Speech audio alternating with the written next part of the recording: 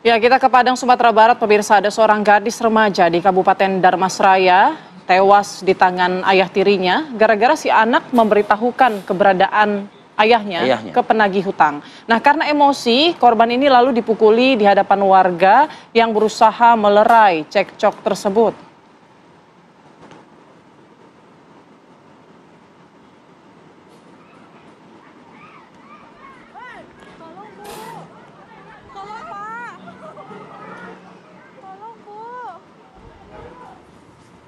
Ya, inilah detik-detik saat ayah tiri bernama Rizal Effendi menganiaya anaknya, Angelia Putri, 18 tahun. Peristiwa yang terjadi di Nagari Kotobaru, Darmasraya tersebut sontak menarik perhatian warga. Meski warga sudah berusaha melerai, pelaku tetap menganiaya anak tirinya. Korban ini terkapar usai dipukuli di bagian kepala, dada, dan juga dagu. Melihat anak tirinya tak bergerak, pelaku, sang ayah tiri, langsung kabur. Warga yang melihat kejadian segera membawa Angelia ke balai kesehatan terdekat. Namun, korban ini menghembuskan nafas terakhir sebelum tiba di puskesmas. Penganiayaan terjadi usai Angelia memberitahukan keberadaan sang ayah tiri kepada penagih kredit di salah satu bank. Hingga saat ini, pelaku diketahui masih terus dalam pengejaran pihak kepolisian.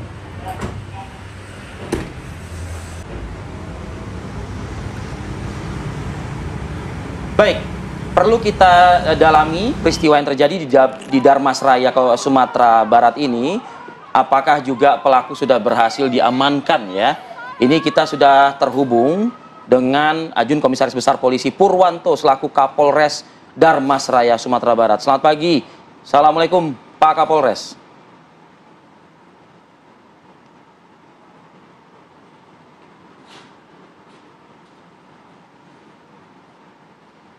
Pak Kapolres, kami belum bisa mendengar suara Anda. Mungkin bisa proses ini di unmute ya Pak ya, audionya.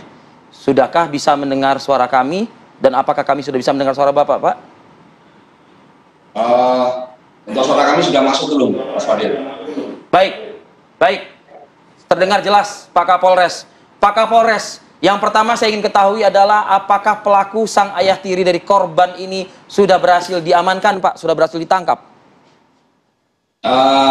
Jadi dapat kami sampaikan, untuk sampai saat ini tim kami masih melakukan pengejaran terhadap tersangka. Jadi kami juga sudah membentuk beberapa tim, kemudian dibantu oleh beberapa masyarakat, dan kami pun juga sudah bekerja sama dengan pihak beberapa PO atau angkutan, jangan sampai pihak tersangka ini akan melarikan diri ke luar kota.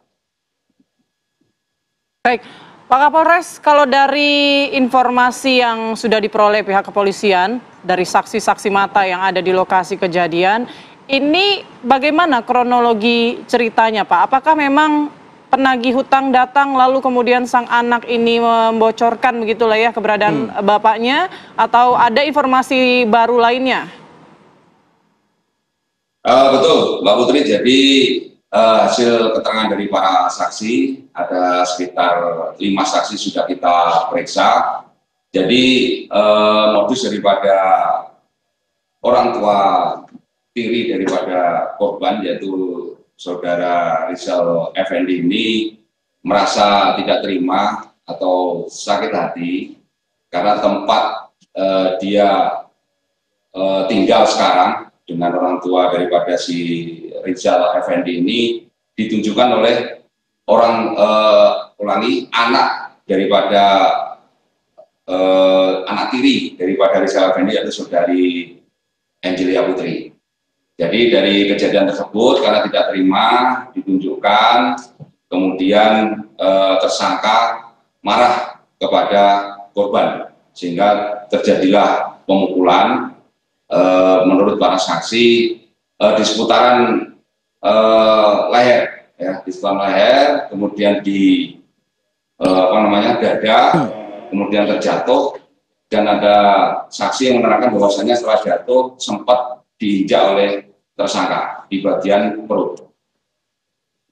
Baik, korban dan pelaku ini tinggal serumah atau seperti apa, Pak? Jadi untuk korban itu sehari-hari tinggal dengan bapak kandung yang berada di Kabupaten Solok. Pada saat kejadian, korban ingin menjenguk ibunya dan tinggal bersama ibu bersama ayah tirinya waktu itu. Pak Kapolres, apakah juga digali keterangan, berhasil didapati keterangan Pak, alasan begitu ya, mungkin dari ibunya atau mungkin dari ayah kandungnya begitu, kenapa sang anak ini melaporkan ke para penagih kredit begitu Pak? Apakah memang ada kejadian-kejadian masa lalu yang kemudian memicu gitu? Baik Mas Fadil, jadi untuk ayah kandung ataupun ibu kandung sementara belum bisa kita ambil keterangan karena kemarin kita melaksanakan otopsi jenazah di Kota Padang, perjalanan 4 jam sampai 5 jam dari Kabupaten Damastraya. Kemudian rencana hari ini ibu kandung akan kita periksa.